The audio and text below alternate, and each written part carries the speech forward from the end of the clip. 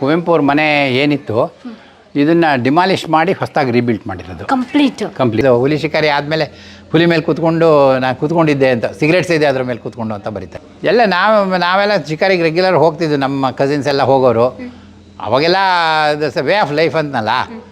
ಒಬ್ಬ ಕುವೆಂಪು ಒಬ್ಬರೇ ಮಗ, ಅವರಿಬ್ಬರು ತಂಗಿಯರು ಏನಾಗ್ಬಿಡುತ್ತೆ, ಬೇಗ ಮದುವೆ ಆಗಿ ಬೇಗ ತೀರೋಗ್ಬಿಡ್ತಾರೆ, ಅವ್ರಿಗೆ ಮಕ್ಕಳು ಯಾರೂ ಇರೋಲ್ಲ. ಅಗ್ರಿಕಲ್ಚರ್ ಆ್ಯಕ್ಟಿವಿಟಿಗೆ ಮೇಯ್ನ್ ಇದು. ಜೊತೆಗೆ ಈ ಗಾಳಿ ಬೆಳಕು ಈ ಥರ ಇದ್ಬಿಟ್ರೆ ಮನೆಗೆ ಇಡೀ ಮನೆಗೆ ಗಾಳಿ ಬೆಳಕು ಚೆನ್ನಾಗಿರುತ್ತೆ. ಜೊತೆಗೆ ಅಗ್ರಿಕಲ್ಚರ್ ಆ್ಯಕ್ಟಿವಿಟಿಗೂ ಜಾಗ ಆಗುತ್ತೆ. ಈಗ ಭತ್ತ ಹೋಗ್ತಾರೆ, ಭತ್ತ ತಂದು ಇಟ್ಕೊಬೇಕು. ಈ ಪಂಟಗಳಿಗೆ ತುಂಬ ಮನೆಗಳಲ್ಲಿ ಇಲ್ಲೇ ಪಂಟಗಳಿರೋದು. ತಂದೆಯವ್ರದ್ದು ಮತ್ತೆ ಕುವೆಂಪು ಅವ್ರದ್ದು ಒಟ್ಟಿಗೆ ಮದುವೆ ಆಗುತ್ತಲ್ಲ, ಮದುವೆ ಒಂದು ಇನ್ವಿಟೇಷನ್ ಕಾರ್ಡ್ ನೋಡಿ, ಚೀರ ಮಾನಪ್ಪ, ಚೀಸವ್ ಲಕ್ಷ್ಮೀದೇವಿ, ಇವರ ಅಪ್ಪ ಅಮ್ಮ. ಇಷ್ಟಿಷ್ಟು ಇಂಟೀರಿಯರ್ ಹಳ್ಳಿಲಿ ಡೈಲಿ ಮಾರ್ಕೆಟಿಗೆ ಹೋಗೋಕ್ಕಾಗ್ತಿರಲಿಲ್ಲ. ಸೊ ಆವಾಗ ಸಫಿಷಿಯೆಂಟಾಗಿ ತರಕಾರಿ, ಅವ್ರಿಗೆ ಬೇಕಾಗಿದ್ದ ದವಸ ಧಾನ್ಯ ಎಲ್ಲ ಸ್ಟೋರ್ ಮಾಡ್ಕೊಂಬಿಟ್ರು. ಮಳೆಗಾಲದಲ್ಲಂತೂ ಬೇಸಿಗೆನಲ್ಲೇ ದಿನಸಿ ಸಾಮಾನೆಲ್ಲ ತಂದು ಮನೆ ಸ್ಟೋರ್ ಮಾಡ್ಕೊಬೇಕಿತ್ತು. ಮಳೆಗಾಲದಲ್ಲಿ 6 ತಿಂಗಳು ಇಷ್ಟು ದೂರ ಗಾಡಿ ಕಟ್ಕೊಂಡು ಹೋಗೋಕ್ಕಾಗ್ತಿರಲಿಲ್ಲ.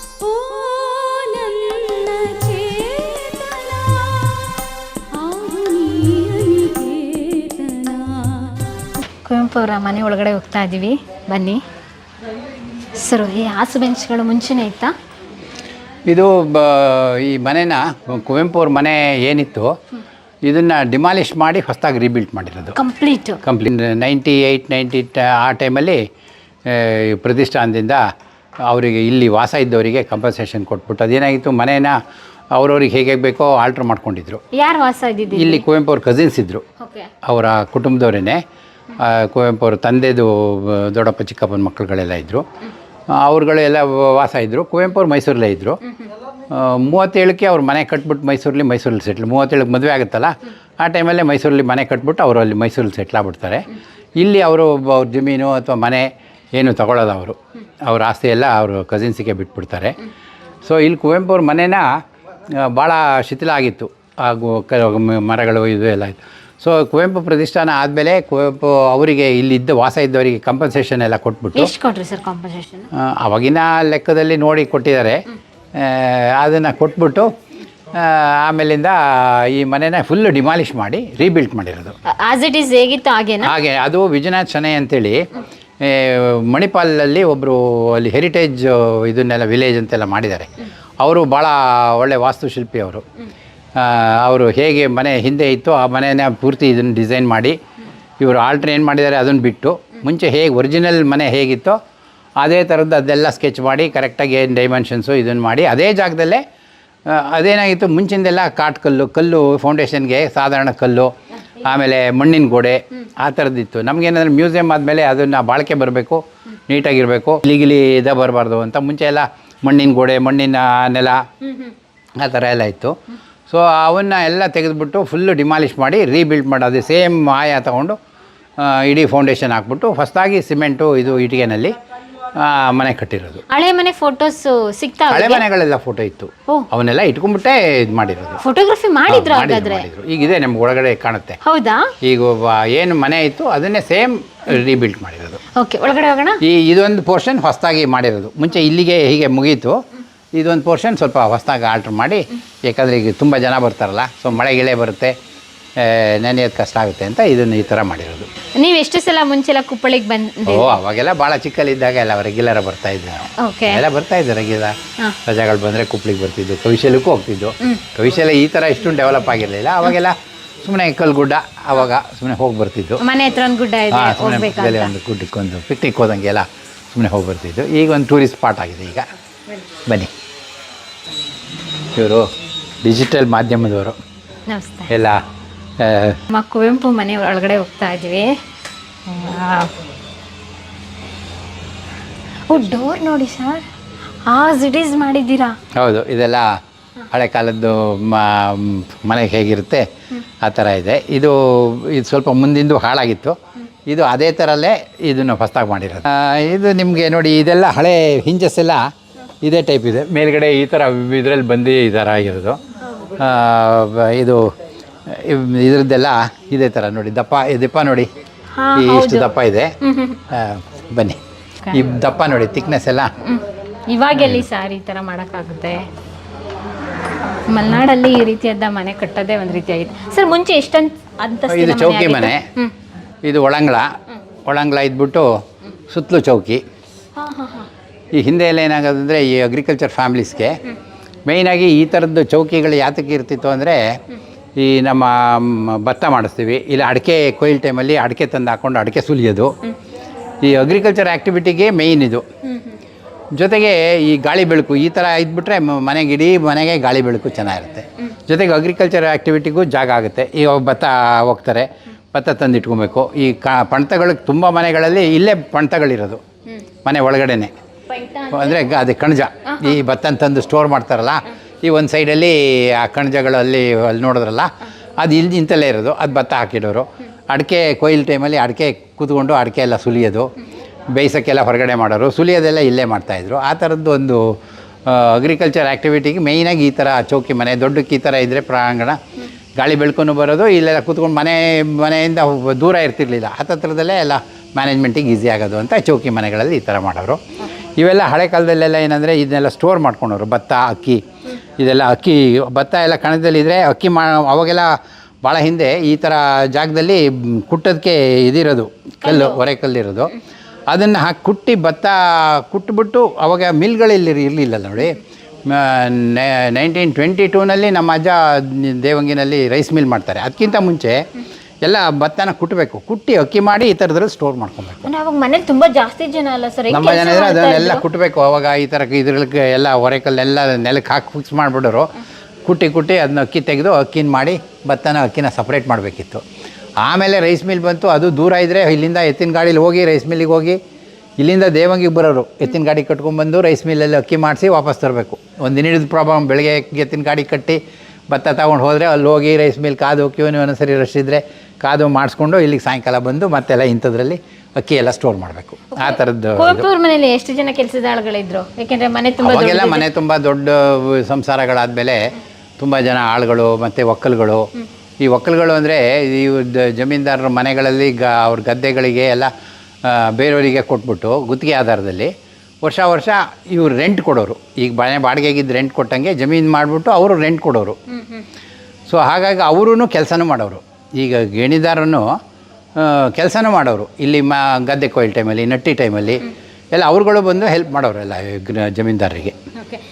ಆ ಥರ ಇಡೀ ಸಮೂಹ ಒಂದು ಒಟ್ಟಿಗೆ ಎಲ್ಲರೂ ಕೂಡಿ ಎಲ್ಲ ಬಾಳ್ತಾಯಿದ್ರು ಅವಾಗ. ಕುವೆಂಪು ಅವ್ರ ತಂದೆಗೆ 3 ಜನ, 2 ಹೆಣ್ಮಕ್ಳು, ಒಬ್ಬ ಕುವೆಂಪು ಒಬ್ಬರೇ ಮಗ. ಅವರಿಬ್ಬರು ತಂಗಿಯರು ಏನಾಗ್ಬಿಡುತ್ತೆ, ಬೇಗ ಮದುವೆ ಆಗಿ ಬೇಗ ತೀರೋಗ್ಬಿಡ್ತಾರೆ. ಅವ್ರಿಗೆ ಮಕ್ಕಳು ಯಾರೂ ಇರೋಲ್ಲ. ಮದುವೆ ಮಾಡಿಕೊಡ್ತಾರೆ, ಅವ್ರಿಗೆ ಮಕ್ಕಳಿರಲ್ಲ. ಇಬ್ಬರಿಗೂ ಹಾಗೆ ಆಗುತ್ತೆ. ಚಿಕ್ಕಲ್ಲೇ ಅವಾಗೆಲ್ಲ ಭಾಳ ಚಿಕ್ಕ ಹುಡುಗರನ್ನೇ ಮದುವೆ ಮಾಡ್ತಿದ್ರು. ಸ್ವಲ್ಪ ವರ್ಷ ಆಗ್ತಿದ್ದಂಗೆ ಈ ಕಾಯಿಲೆಗಳು ಅವು ಇವು ಇಲ್ಲ ಡೆಲಿವರಿಗೆ ಹೋದವರು ತೀರೋಗ್ಬಿಡೋರು, ಆ ಥರ ಆಗೋದು. ಕುವೆಂಪು ಒಬ್ಬರು ಮಗ ಇದ್ದರು. ಅವರು ಹೇಗೂ ಓದ್ಬಿಟ್ಟು ಅವ್ರು ಹೊರಗಡೆ ಇದ್ದರು. ಇವರು ಬೇಗ ಇದು. ಹಾಗಾಗಿ ಕುಪ್ಪಳಿ ಮನೆಯಲ್ಲಿ ಎಲ್ಲ ಜಾಯಿಂಟ್ ಫ್ಯಾಮಿಲಿ ಅವಾಗೆಲ್ಲ. ಅವ್ರ ತಂದೆಯವರು ಹೊರಗಡೆ ಎಲ್ಲೂ ಹೋಗ್ನೇ ಇಲ್ವಾ? ಕೃಷಿ ನೋಡ್ಕೊಂಡೇ ಇದ್ದೀವಿ. ಅವರೆಲ್ಲ ಕೃಷಿ ನೋಡ್ಕೊಂಡಿದ್ದೀವಿ. ಅವ್ರ ಕಸಿನ್ಸು ಎಲ್ಲರಿದ್ದರು. ಎಲ್ಲರೂ ಕೃಷಿ ಮೇಲೆ ಡಿಪೆಂಡ್ ಆಗಿದ್ದು ಹೊರತು ಯಾರೂ ಏನು ಹೊರಗಡೆ ಏನು ಹೋಗಲಿಲ್ಲ. ಅವ್ರ ತಂದೆಯವ್ರ ಕಾಲದಲ್ಲಿ ಎಷ್ಟು ಜಮೀನಿತ್ತು ಸರ್? ಅವಾಗಲಿಂದನೂ ಅಷ್ಟೇ ಜಾಸ್ತಿ ಜಮೀನಿತ್ತು. ಇತ್ತು ಎಲ್ಲ ಮೇಯ್ನಾಗಿ ಭತ್ತ.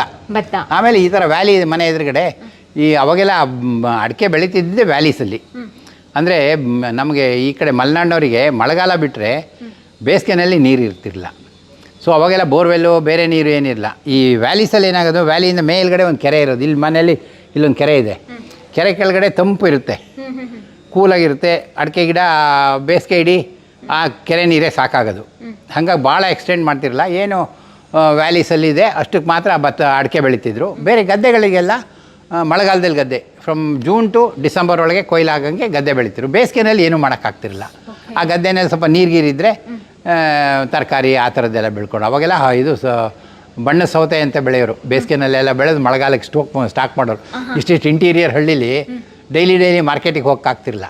ಸೊ ಆವಾಗ ಸಫಿಷಿಯೆಂಟಾಗಿ ತರಕಾರಿ ಅವ್ರಿಗೆ ಬೇಕಾಗಿದ್ದ ದವಸ ಧಾನ್ಯ ಎಲ್ಲ ಸ್ಟೋರ್ ಮಾಡ್ಕೊಂಬಿಡೋರು. ಮಳೆಗಾಲದಲ್ಲಂತೂ ಬೇಸಿಗೆನಲ್ಲೇ ದಿನಸಿ ಸಾಮಾನೆಲ್ಲ ತಂದು ಮನೇಲಿ ಸ್ಟೋರ್ ಮಾಡ್ಕೊಬೇಕಿತ್ತು. ಮಳೆಗಾಲದಲ್ಲಿ 6 ತಿಂಗಳು ಇಷ್ಟು ದೂರ ಗಾಡಿ ಕಟ್ಕೊಂಡು ಹೋಗೋಕ್ಕಾಗ್ತಿರಲಿಲ್ಲ. ಎತ್ತು ಗಾಡಿ ಹೋಗೋದು ಕಷ್ಟ. ಆವಾಗ ಬಿಗಿನಿಂಗ್ ಆಫ್ 1900 ಆ ಥರ. ಆಮೇಲಿಂದ ಎಲ್ಲ ಡೆವಲಪ್ ಮಾಡ್ತಾ ರೆವಲ್ಯೂಷನ್, ಇಂಡಸ್ಟ್ರಿಯಲ್ ರೆವಲ್ಯೂಷನ್ ಆಯ್ತಲ್ಲ.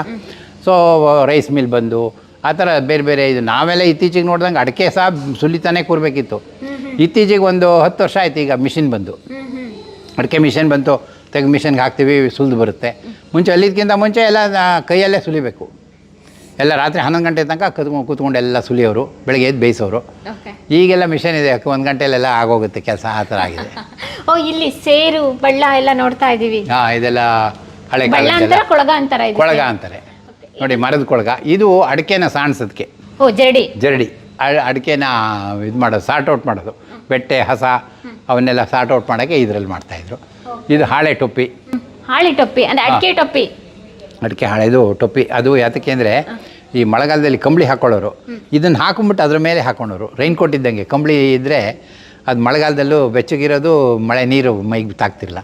ಸೊ ಈ ಹಾಳೆ ಹಾಕೊಂಬಿಟ್ಟು ಅದ್ರ ಮೇಲೆ ಕಂಬಳಿ ಹಾಕೊಂಡವ್ರು. ಇಲ್ಲಿ ಬರೀ ಕಂಬಳಿ ಹಾಕೋರು ತಲೆ ಕೆರೆಯುತ್ತೆ ಅಂತೇಳಿ ಇದನ್ನು ಹಾಕೊಂಬಿಟ್ಟು ಅದ್ರ ಮೇಲೆ ಹಾಕೋರು. ಓಕೆ, ಅಲಂಕಾರಿಕವಾಗಿ ಅಲ್ಲಲ್ಲಿ ಜಿಂಕೆ ಕೊಂಬುಗಳನ್ನೆಲ್ಲ ಇಟ್ಟಿದ್ದೀರಾ? ಹಾಂ, ಅದೆಲ್ಲ ಹಿಂದೆ ಶಿಕಾರಿ ಮಾಡೋರು.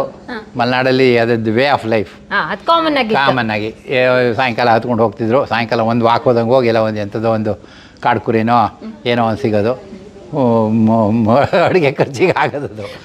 ತಂದೆಯವರು ಶಿಕಾರಿ ಎಲ್ಲ ಮಾಡ್ತಾರೆ. ಅವಾಗ ಎಲ್ಲರೂ ಒಂಥರ ಕಾಮನ್, ಅದೊಂದು ಇದು ಅಂತಲ್ಲ. ಮೋಸ್ಟ್ ಆಫ್ ದಿ ಪೀಪಲ್ ಎಲ್ಲರೂ ಶಿಕಾರಿ ಮಾಡೋರು. ಎಲ್ಲ ನಾವೆಲ್ಲ ಶಿಕಾರಿಗೆ ರೆಗ್ಯುಲರ್ ಹೋಗ್ತಿದ್ವಿ, ನಮ್ಮ ಕಸಿನ್ಸ್ ಎಲ್ಲ ಹೋಗೋರು. ಅವಾಗೆಲ್ಲ ದಟ್ಸ್ ವೇ ಆಫ್ ಲೈಫ್ ಅಂತನಲ್ಲ. ನೀವು ಕುವೆಂಪು ಅವ್ರ ನೆನಪಿನ ದೋಣಿ ಓದಬೇಕು. ಅವರು ಹುಲಿ ಶಿಕಾರಿಗೆ ಹೋಗಿದ್ದು ಅವನ್ನೆಲ್ಲ ಬರೀತಾರೆ. ಆಗಿನ ಕಾಲದಲ್ಲಿ ಹೇಗೆ ಹುಲಿ ಶಿಕಾರಿ ಮಾಡೋರು. ಅವರೊಂದು ಹುಲಿ ಶಿಕಾರಿ ಆದಮೇಲೆ ಹುಲಿ ಮೇಲೆ ಕೂತ್ಕೊಂಡು ನಾನು ಕೂತ್ಕೊಂಡಿದ್ದೆ ಅಂತ, ಸಿಗರೇಟ್ಸ್ ಇದೆ ಅದ್ರ ಮೇಲೆ ಕೂತ್ಕೊಂಡು ಅಂತ ಬರೀತಾರೆ. ಆ ಥರ ಅವಾಗ ಏನು ಅದ್ರದ್ದು ಬಗ್ಗೆ ಭಾಳ ಇದು ಅಂತಿಲ್ಲ. ಈಗೆಲ್ಲ ಮೀಡಿಯಾದಲ್ಲಿ ಹುಲಿ ಹೊಡೋದು ಆವಾಗ ಏನಿಲ್ಲ, ಅವ್ರ ಪಡೆಗಾವ್ದು ಹೇಗೋ ನಡೀತಾ ಇತ್ತು. ಶಿಕಾರಿ ಮಾಡಲಿ ಅಂತಲೇ ಹೇಳೋರು. ಮ್ಯಾನಿಟರ್ಸ್ ಎಲ್ಲ ಇದ್ದರೆ ಹುಲಿ ಬಂದ್ಬಿಟ್ಟಿದೆ ಅದು ಹೊಡೀರಿ ಅಂತಲೇ ಇದು ಮಾಡೋರು. ಅವಾಗೆಲ್ಲ ಮಾರಾದ್ರೂ ಆರ್ಡ್ರ್ ಕೊಡೋರು. ಹುಲಿ ಮತ್ತೆ ಒಂಟಿ ಮನೆಗಳು ಹಾಗಾಗಿ ಒಂಥರ ದಟ್ ವಾಸ್ ದ ಲೈಫ್.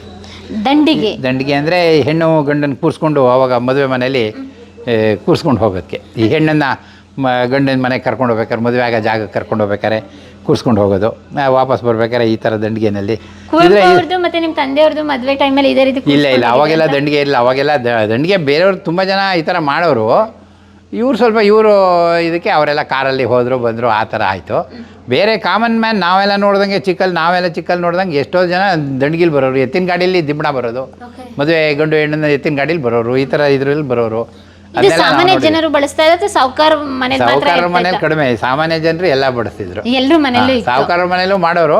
ಅದರಲ್ಲೇ ಸ್ವಲ್ಪ ಡೆಕೋರೇಟಿವ್ ಆಗಿರೋದು, ಈ ಥರದ್ದು ಇರೋದು. ಇದು ನೋಡಿ, ಇದಕ್ಕೋಸ್ಕರ ದಂಡಿಗೆಗೋಸ್ಕರ ಈ ಥರ ಬಿದಿರನ್ನ ಬೆಂಡ್ ಮಾಡಿ ಇದಕ್ಕೋಸ್ಕರ ದಂಡಿಗೆಗೆ ರೆಡಿ ಮಾಡೋರು. ಅವಾಗ ಬಿದಿರು ಬೆಂಡ್ ಮಾಡಿರೋದು. ಅವಾಗ ಅದಕ್ಕೋಸ್ಕರ ಈ ಬಿದಿರನ್ನ ಹೇಗೆ ಬೇಕಾದ್ರೆ ಟೈಮ್ ಮಾಡ್ಬೋದು, ಆ ಥರ ಬಿದಿರನ್ನ ಇದು ಮಾಡಿ ಇದು ದಂಡಿಗೆ ಮಾಡಿರೋದು. ಇದನ್ನ ಮಾಡೋರೇ ಸಪ್ರೇಟ್ ಆಗಿರ್ತಾರೆ. ಹೌದೌದು, ಅವಾಗೆಲ್ಲ ಬಿದಿರಿನ ಕೆಲಸ ಮಾಡೋರು. ಈ ಓಟೆನಲ್ಲಿ ತಟ್ಟಿ ಮಾಡೋರು ಎಲ್ಲ ಮಾಡ್ತಾಯಿದ್ರು. ಅವಾಗೆಲ್ಲ ರೈತರು ಅಂದರೆ ಅವನ್ನೆಲ್ಲ ಮಾಡೋರು. ಈಗೆಲ್ಲರೂ ಯಾರ ಕೈ ಬಿಟ್ಕೊಂಡು ಎಲ್ಲರೂ ಓಡಾಡ್ಕೊಂಡು ಆರಾಮಾಗಿದ್ದಾರೆ. ಮುಂಚೆ ಎಲ್ಲ ಅವ್ರವ್ರಿಗೆ ಬೇಕಾಗಿರೋದನ್ನೆಲ್ಲ ಮಾಡ್ಕೊಂಡವರು. ಇಲ್ಲ, ಅವಾಗೆಲ್ಲ ಇದು ನೆಟ್ಟೆಡ್ ಈ ದಾರದಲ್ಲಿ, ಈ ಕತ್ತದ ದಾರದಲ್ಲಿ ಹೆಣದ್ಬಿಟ್ಟು ಇದನ್ನು ಕೂತ್ಕೊಳ್ಳೋಕೆ ಮಾಡಿದ್ದಾರೆ. ಇದ್ರ ಮೇಲೆ ಕಾರ್ಪೆಟ್ ಥರ ಅಥವಾ ಹಾಸಿಗೆ ತಡಿ ಹಾಕೋರು, ಹಾಕ್ಬಿಟ್ಟು ಒಂಥರ ಸಾಫ್ಟ್ ಮಾಡೋರು. ಹಿಂಗೆ ಓಪನ್ ಆಗಿ ಮದುವೆ ಗಂಡು ಹೆಣ್ಣು ಹೋಗ್ತಾ ಇದ್ರೆ ಹೂವೆಲ್ಲ ಹಾಕೋರು. ಅಲಂಕಾರವಾಗಿ ಹೂವು ಅಥವಾ ಬಟ್ಟೆ ಕಲರ್ಫುಲ್ಲಾಗಿ ಮಾಡೋರು.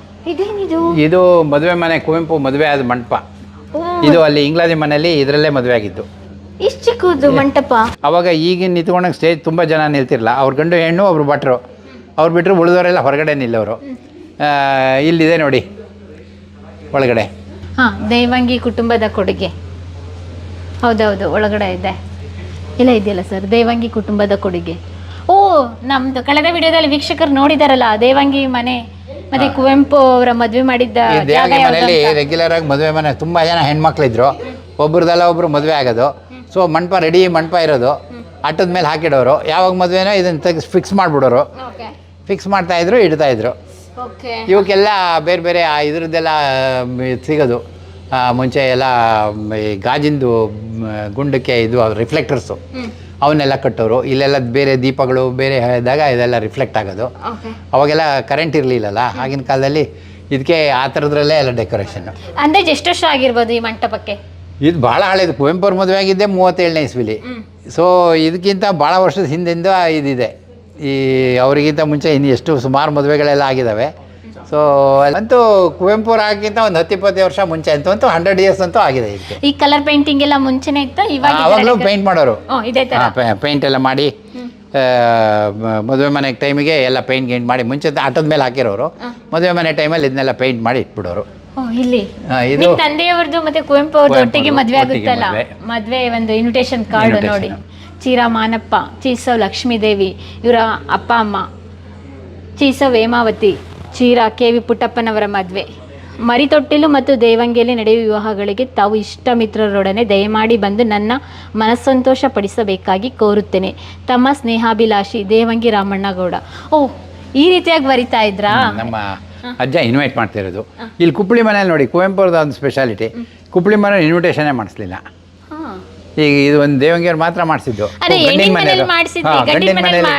ಅದೇನು ಬೇಡ ಅಂದ್ರೆ ಹೇಗೆ ಅವ್ರು ಮಾಡ್ತಾರಲ್ಲ ಅಂತ ಕುವೆಂಪು ಎಲ್ಲ ಕಾಮನ್ ನೆಂಟರುಗಳಲ್ಲ, ಒಂದೇ ಸಾಕು ಅಂತ. ಅಷ್ಟು ಸರಳ ಜೀವಿ ಅವಾಗ್ಲಿಂದಲೇ. ಅವ್ರದ್ದು ಮತ್ತೆ ಬೇರೆ ಥರ ದೊಡ್ಡಕ್ಕೆ ಇನ್ವಿಟೇಷನ್ ಮಾಡಿ ಕುವೆಂಪು ಪ್ರೊಫೆಸರ್ ಅದೇನು ಹಾಕಲಿಲ್ಲ. ಅವರು ಹೇಗೋ ಒಂದೇ ಇನ್ವಿಟೇಷನ್ಲೇ 2 ಮದುವೆ. ಮದುವೆಯಾಗಿ ಎಷ್ಟು ದಿನಗಳ ಕಾಲ ಕುಪ್ಪಳ್ಳಿಲಿದ್ರು ಮತ್ತೆ ದೇವಾಂಗಿಲಿದ್ರು? ಅವ್ರು ಮದುವೆ ಆಗಿದ್ದ ದಿನ ರಾತ್ರಿ ಅಲ್ಲಿ ಇಂಗ್ಲಾದಿಲ್ಲೇ ಇರ್ತಾರೆ, ಆಮೇಲೆ ಮಾರನೇ ದಿನ ಇಲ್ಲಿಗೆ ಬರ್ತಾರೆ, ಇಲ್ಲೊಂದು 2 ದಿನ ಇದ್ದು ಮತ್ತೆ ಹೋಗ್ಬಿಟ್ಟು ಮೈಸೂರಿಗೆ ಹೊರಟೋಗ್ತಾರೆ. ಆಮೇಲೆ ಮೈಸೂರಿಗೆ ಹೋಗಿ ಅಲ್ಲಿ ಮನೆ ಗೃಹ ಪ್ರವೇಶ ಆಗುತ್ತೆ. 37ನೇ ಇಸ್ವಿಲೇ ಆ ಮನೆ ಓಪನ್ ಆಗುತ್ತೆ. ಆವಾಗ ನಮ್ಮ ತಂದೆ ಮತ್ತು ನಮ್ಮ ತಾಯಿ ಮತ್ತು ಕುವೆಂಪು ಅವರು, ಹೇಮಾವತಿ ಅವರು ಎಲ್ಲ ಒಟ್ಟಿಗೆ ಮೈಸೂರಿಗೆ ಹೋಗಿ ಅಲ್ಲಿ ಗೃಹ ಪ್ರವೇಶ ಮಾಡೋದಂತೆ. ಉದಯ ರವಿ ಆಗಿದೆಯಲ್ಲ, ಅದಕ್ಕೆ ನಮ್ಮ ತಂದೆ ತಾಯಿ ಕುವೆಂಪು ಹೇಮಾವತಿ ಇವರೆಲ್ಲ ಒಟ್ಟಿಗೆ ಹೋಗಿ ಅಲ್ಲಿ ಗೃಹ ಪ್ರವೇಶ ಮಾಡಿ ಅಲ್ಲೆಲ್ಲ ಅವ್ರು ಸೆಟ್ಲ್ ಆಗ್ತಾರೆ. ಪ್ರಿಯ ವೀಕ್ಷಕರೇ, ನಾವು ತೋರಿಸುತ್ತಿರುವ ಇತಿಹಾಸದ ಕಥೆಗಳು ಕನ್ನಡದ ಕಲೆ, ಸಾಹಿತ್ಯ, ಸಂಸ್ಕೃತಿ, ಜನಜೀವನ, ಇತಿಹಾಸ ಸೃಷ್ಟಿಸಿದ ಜನಸಾಮಾನ್ಯರ ಅಸಾಮಾನ್ಯ ಕಥೆಗಳು ನಿಮಗೆ ಇಷ್ಟ ಆಗಿದ್ಯಾ? ಹಾಗಿದ್ರೆ ವಿಡಿಯೋ ನೋಡಿ ಸುಮ್ಮನಾಗ್ಬೇಡಿ, ಶೇರ್ ಮಾಡಿ, ಸಪೋರ್ಟ್ ಮಾಡಿ, ನಮ್ಮೊಂದಿಗೆ ಜೊತೆಯಾಗಿ. ಇದು ನೀವೇ ಬೆಳೆಸಿದ ನಿಮ್ಮ ನೆಚ್ಚಿನ ಡಿಜಿಟಲ್ ಮಾಧ್ಯಮ. ಇನ್ಮುಂದೆ ನಿಮಗಾಗಿ ಇನ್ನಷ್ಟು ವಿನೂತನ ಶೈಲಿಯಲ್ಲಿ ಬರಲಿದೆ. ನೈತಿಕ ಬೆಂಬಲದ ಜೊತೆಗೆ ಆರ್ಥಿಕ ಬೆಂಬಲ ನೀಡಿ. ನಿಮ್ಮ ಬೆಂಬಲವೇ ನಮಗೆ ಪ್ರೇರಣೆ, ಸ್ಫೂರ್ತಿ ಕೂಡ. ನಿಮ್ಮ ಬೆಂಬಲದೊಂದಿಗೆ ನಮ್ಮ ಪಯಣ ಮುಂದುವರಿಯುತ್ತಿದೆ. ಸಾಮಾಜಿಕ ಬದಲಾವಣೆಗೆ ಜೊತೆಯಾಗಿ ನಮ್ಮ ಮುಂದಿನ ಪೀಳಿಗೆಗೆ ಕರ್ನಾಟಕದ ಇತಿಹಾಸ ಉಳಿಸೋಣ.